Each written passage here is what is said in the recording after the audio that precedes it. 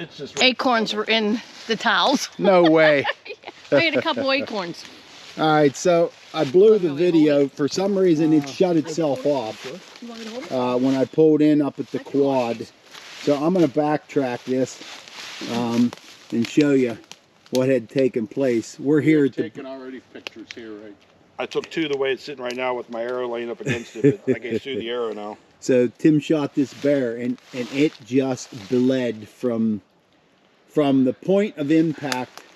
It's just, if you can see the blood, it's like a trail of blood that goes through the woods. That's no doubt. Unbelievable.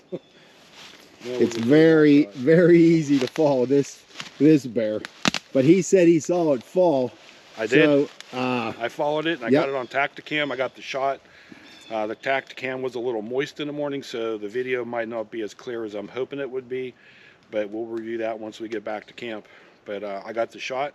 I got it as it approached me. I first saw it, and funny thing was my bow was hanging to my left, and I just put that hanger bar up this morning, and when I went to lift the bow up off, I already had an arrow knocked in it, and when I went to take the bow off, I hit my arrow up against her, and it made this twangy sound. I went, oh, I'm done, in my head. And the bear just stopped. It just kind of looked right up at me and was staring at me. And by that time that he looked at me, I was holding the bow straight out in front of me. And then he put his nose back down, and I went into position and turned on the video. And he started walking, and then he smelt me, and he stopped, and he turned around, went opposite direction just about. And I just waited till he gave me a forward-leaning shot with his left leg out in front of me. And so was he when you said he smelt you and he turned around, was he facing the road? He was facing the road. He come from he come generally. So you hit, this is the exit wound? No, he was heading back in this direction. Oh, okay. So he turned around. He was approaching face forward to me, and then when he came behind me to the left of my stand, he was walking back towards this direction. So he was. But I thought you said he smelt you. He did. He smelt me. Oh, before that. Okay. Yeah. All right. So he was coming from her stand generally in that direction in an angle. Like I said, the arrow made that sound when I was trying to take it off of the hanger. You sure he ain't breathing? He's dead, Zeus. Don't be freaking me out.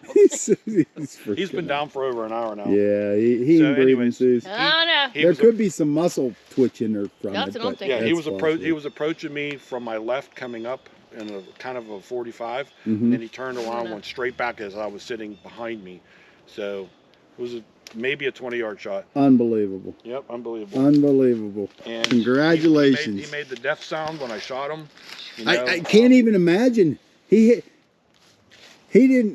grown, by the time he ran, what, 60 yards, he's grown, and yeah, the blood is just rolling out of him.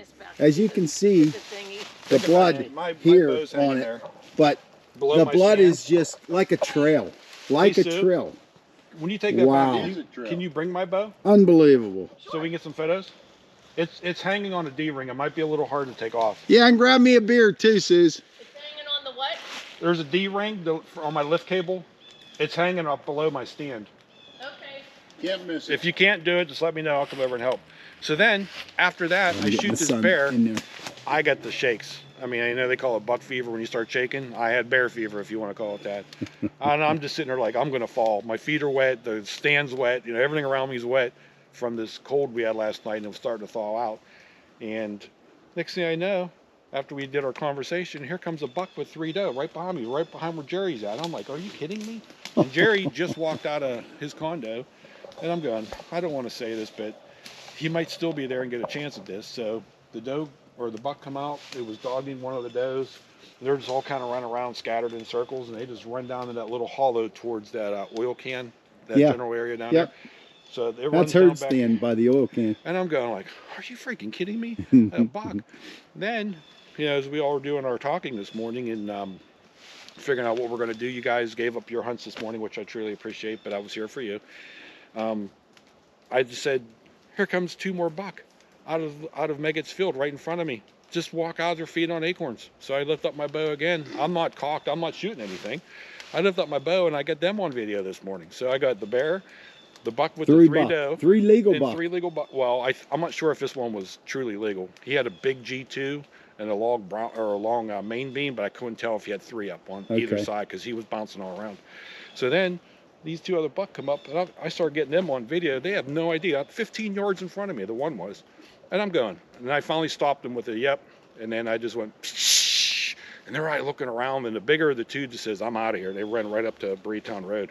I'm like, "Are you freaking kidding me?" I heard that. I heard you say that. And I was like, I Jerry- didn't see him cross it. Oh, you didn't see it cross? This is a boar, by the way.